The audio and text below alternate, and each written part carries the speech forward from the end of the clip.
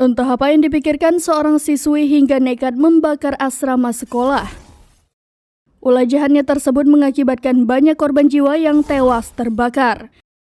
Seorang siswi berusia 15 tahun didakwa dengan tuduhan pembunuhan dalam kebakaran mematikan di sebuah sekolah di Guyana. Insiden tragis tersebut mengakibatkan 19 orang tewas.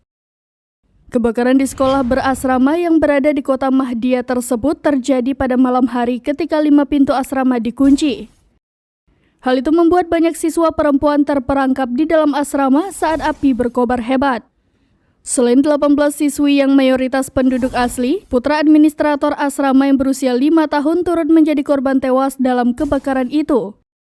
Penasehat Keamanan Nasional Gary Govia mengatakan, pada malam kejadian 21 Mei 2023, 5 pintu asrama dikunci oleh administrator asrama untuk mencegah para siswi menyelinap keluar pada malam hari. Menteri Pendidikan Guyana, Pria Magnichan mengatakan, sistem alarm sekolah dan upaya kesiapsiagaan kebakaran diselidiki. Dikutip dari Al Jazeera, pihak kepolisian dalam sebuah pernyataan mengatakan bahwa penyelidikan mengungkapkan siswi tersebut diduga telah menyebabkan kebakaran hebat karena ponselnya disita oleh ibu asrama dan seorang guru.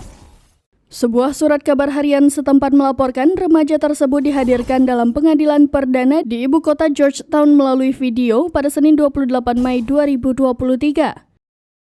Pengadilan menyebutkan bahwa ia akan ditahan di pusat penahanan remaja sampai proses lebih lanjut.